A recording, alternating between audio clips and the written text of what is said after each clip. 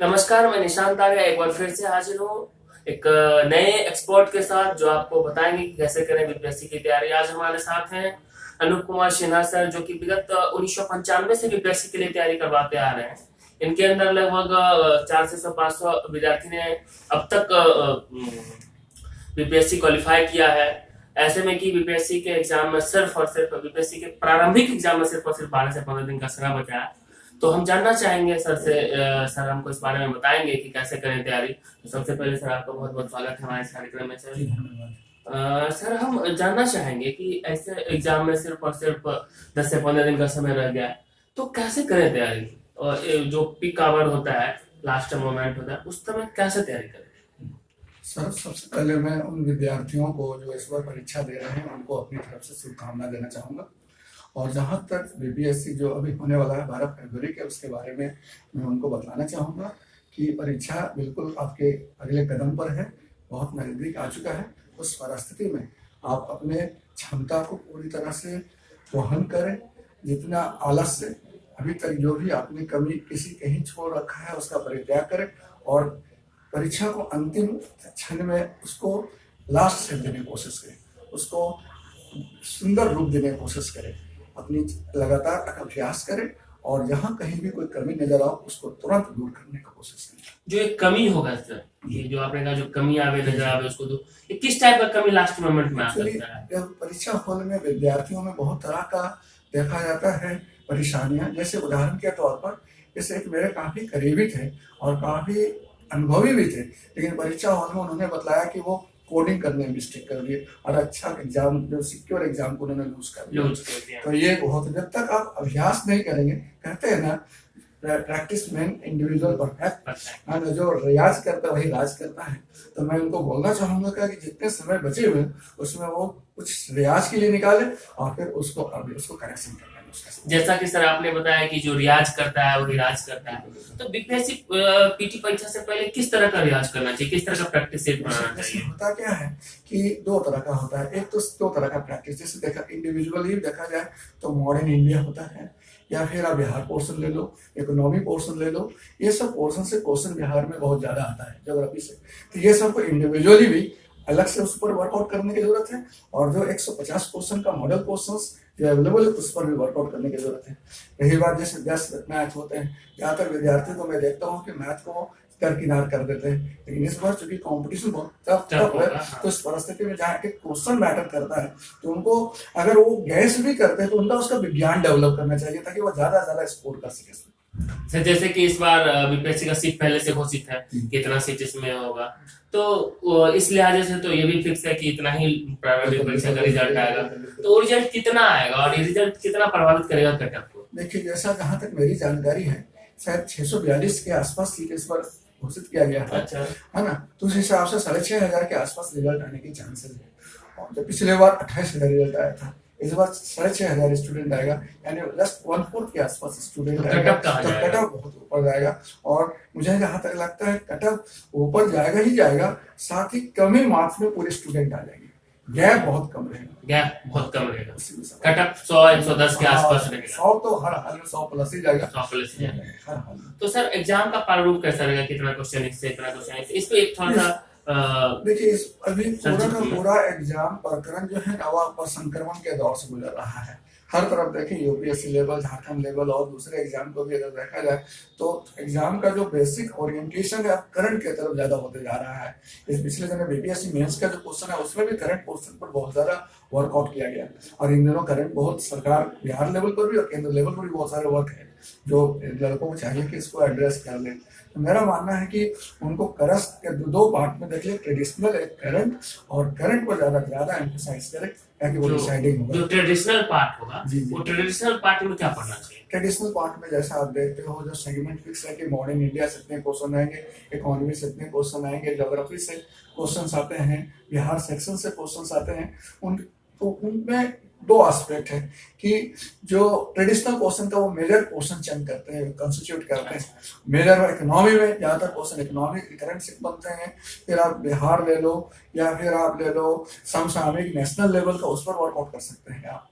और जो करंट है उसमें क्या पढ़ना चाहिए? करंट में जैसा इन दिनों जो विगत 101 वर्षों में जो घटनाएं घटी है, जो राष्ट्रीय और बिहार महत्व के, जैसे प्रकाश उत्सव ले लो, चाहे शराबबंदी ले लो, उसके पीछे जो लीगल कॉन्स्टिट्यूशनल शराबबंदी को गांधी कॉन्स्टिट्यूशनल डायमेंशन वगैरह भी देख लें, हो सकता है कि इससे डायरेक्टिव प्रिंसिपल से ताल्लुकात रखता है, उस पर भी क्वेश्चन बना के वो कर सकता है। पिछले साल देखा गया था कि इंडियन पॉलिटिक्स से बहुत कम क्वेश्चन था। हमको लगता है कि 2 या 3 क्वेश्चन था, हम क्वेश्चन पलट के देख रहे थे। तो इस बार कितना क्वेश्चन? मेरा ये मानना है कि सर पिछले बार को अगर देखा जाए तो उसको अपवाद मान सकते हैं, अदरवाइज उसके पिछले बार अगर देखा जाए तो लगातार 10 से 12 क्वेश्चन उससे रहता है। तो इस बार इसलिए स्टूडेंट को इस तरह से ये एक्सेप्शन लेके इसको आधार नहीं बना ले कि 1 क्वेश्चन 2 क्वेश्चन या पॉलिटी से क्वेश्चन नहीं आता है, नहीं करे। इस पिछले बार भी डायरेक्टली इनडायरेक्टली देखे तो 7-8 क्वेश्चन पॉलिटी से था, लेकिन सब बोला नहीं ट्रेडिशनल एक है इसलिए एक ही बोल रहे थे, लेकिन 7-8 क्वेश्चन था। तो सर ये जो 60वीं 62वीं 63वीं जो संयुक्त परीक्षा हो रही है, इस संयुक्त परीक्षा का पीटी 12 फरवरी को पहले से गया, एडमिट कार्ड डाउनलोड होना शुरू हो गया है। तो छात्र को इस बीच में कैसा स्टडी मटेरियल क्या लेना चाहिए? अब स्टडी मटेरियल पर ज्यादा कलेक्शन पर ज्यादा वर्क नहीं करके जो उनके पास है उसको ज्यादा से ज्यादा वर्कआउट करने की जरूरत है।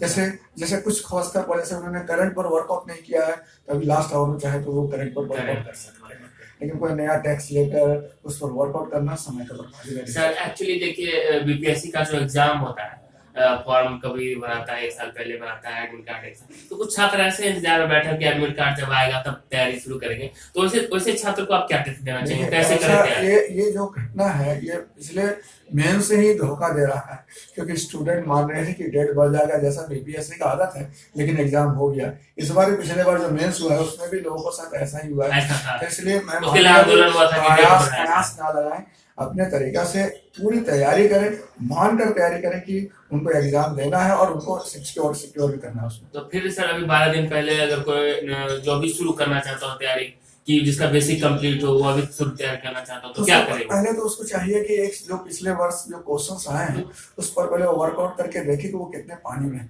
पिछले कितने साल का? पिछले 2-3 साल का क्वेश्चन देखे और वो अपने आप को मेजर करके देखे वो कितने पानी में है, और उसके बाद उसमें उसको आइडेंटिफाई करना चाहिए कौन कौन उसका जोन है जहां वो ज्यादा कमजोर है, और दूसरी बात कौन कौन जोन है जिसको वो सरलता से मैनेज कर सकता है।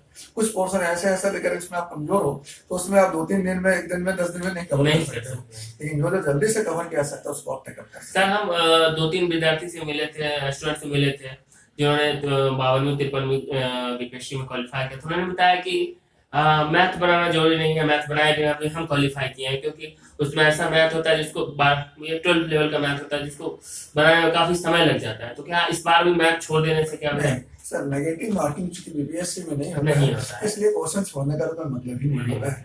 मैंने भी आपको बताया कि 10-12 क्वेश्चन होते हैं जिसको आप गेस से बनाते हो, उस गेस का भी विज्ञान आपको डेवलप करना है ताकि आप उसमें ज्यादा स्कोर कर सको।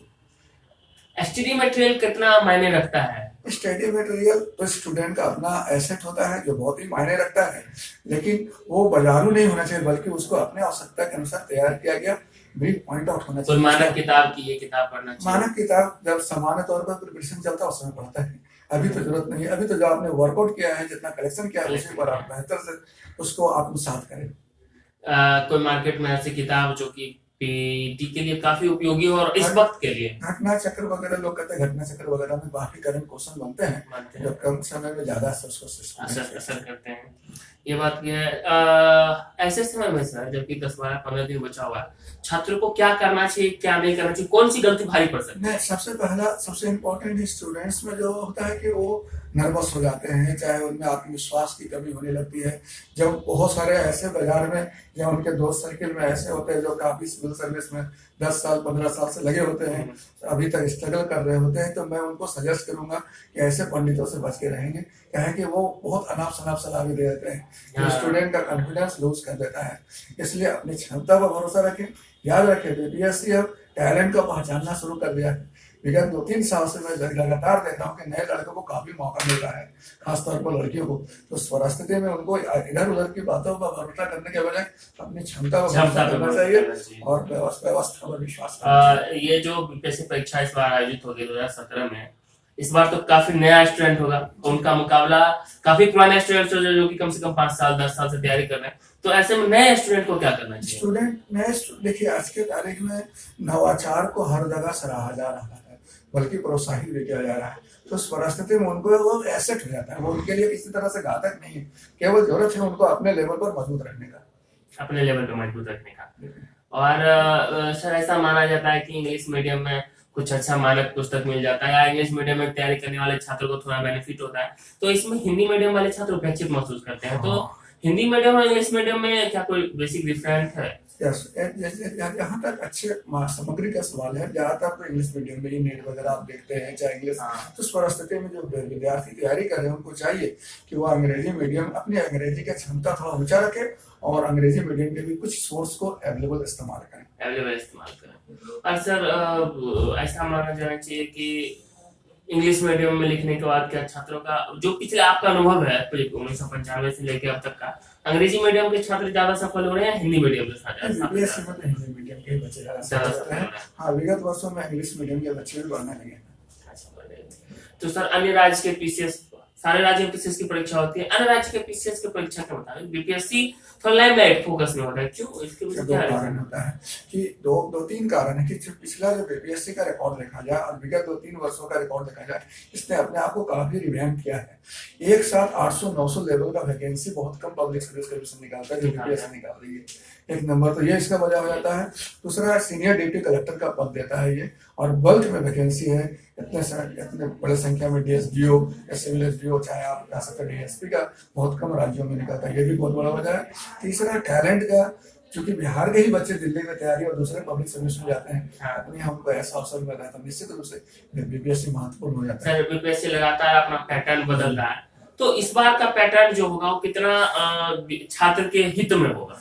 एक बार पिछली दफा एक यूपीएससी के चेयरमैन के, फॉर्मर चेयरमैन के अध्यक्षता में एक मीटिंग भी हुई थी, जिसमें बिहार सरकार ने भी इंडोर्स किया था कि वो भी सीसेट और नवाचार जैसे तौर तरीकों को लागू करना चाहती है।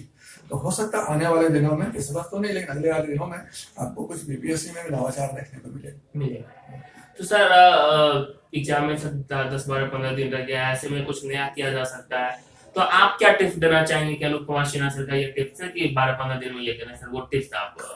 मैं बोलूंगा कि जो उनके पास, हाँ, जो उनके पास है और जो उनको लगता है कि एग्जाम पर्सपेक्टिव में इंपॉर्टेंट है, उसको पूरी तरह वर्कआउट कर ले, नंबर 1। दूसरा, प्रतिदिन 1-2 टेस्ट मारे। टेस्ट मारने इसलिए बोलता हूँ कि टेस्ट मारने वाले लड़कों से ज्यादा प्रतिस्पर्धा रहता है, इसलिए टेस्ट मारना चाहिए, समझ। तीसरा, उसमें जो भी रॉन्ग पकड़ाता है उसको तुरंत करेक्ट करे, उसको कल के लिए छोड़े नहीं।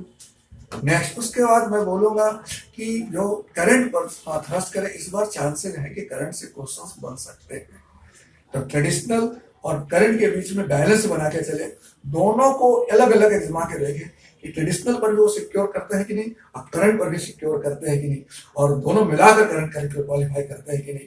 तो समझिए, पहले ट्रेडिशनल पर क्वालिफाई करके अपने आप को देखें 100 करते हैं कि नहीं, ट्रेडिशनल न्यू करंट पर देखे 100 आते हैं कि नहीं आते हैं, और दो मिलाकर दोनों पर 100 आते हैं कि नहीं आते हैं। करंट के लिए क्या पढ़ना चाहिए बताइए? करंट के लिए तो अब तो मैं नहीं बोलूंगा कि आप मैगजीन पढ़े, चाहे कलेक्शन बहुत सारे बाजार में भी मिल रहे हैं। जैसे मैंने घटना चक्र के बारे में बताया, एक आता है कंपाइलेशन है जो अच्छा मिल जाता है। बाजार में बहुत सारे करंट पर मटेरियल आए हुए हैं, जैसे खासतौर पर आप बिहार के स्पेशल किताब केबीसी नैनो वगैरह टेकअप कर सकते हैं, उससे मिल सकता है आपको।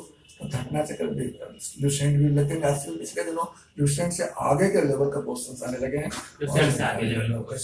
को थोड़ा अपना क्षमता उस हिसाब से बढ़ाना पड़ेगा। सर कितना घंटा मेहनत, अभी 12-15 दिन बचा है, उसमें कितना दिन पढ़ना चाहिए और किस टाइमिंग में पढ़ना चाहिए ज्यादा बेटर रहेगा, इसको बता। घंटा को आप अगर मात्रात्मक रूप में ले तो ज्यादा महत्वपूर्ण नहीं है, इसे गुणात्मक रूप में लिया जाए। घंटा से ज्यादा इंपॉर्टेंट है कि वो अपने आप को विगत कुछ दिनों के लिए आत्मसात कर ले बीपीएससी के साथ, प्रीलिम के साथ, और अपने आप को सफल वाले के होड़ में हर कोशिश करे कि वहां जाए। कंपटीशन टफ है, चैलेंजिंग है, लेकिन अपॉर्चुनिटी, संभावनाएं असीम है। तो मैं चाहूंगा कि सबके आशीर्वाद से, खासतौर पर माता पिता और अपने से गुरुजनों के आशीर्वाद से वो वर्कआउट करे और आगे बढ़ने की कोशिश करे। कोई भी चीज अनटर्न ना छोड़े, कुछ भी चीज गारंटेड ना माने, समझे, कुछ भी चीज सिक्योर ना समझे, ताकि यही सब ओवर कॉन्फिडेंस का कारण होता है जो एग्जाम में फैटल है। जैसा कि सर ने बताया कि किसी चीज को सिक्योर ना माने, ओवर कॉन्फिडेंट में आवे, और सर ने सबसे अच्छी बात कही कि जो रियाज करेगा वो हिराज करेगा। तो सर बहुत बहुत धन्यवाद आपका कि आपने टिप्स साझा किया। तो तो आप इसी तरह के टिप्स के लिए आप हमारे YouTube चैनल को सब्सक्राइब कर सकते हैं, Facebook पेज को लाइक कर सकते हैं। YouTube चैनल को सब्सक्राइब करने के लिए आपको लिखना पड़ेगा लाइव सिटी, जो इस बार बीपीएससी प्रारंभिक परीक्षा दे रहे हैं उनको ढेर सारी शुभकामना। फिर मिलेंगे किसी नए एक्सपर्ट के साथ, तब तक के लिए नमस्कार।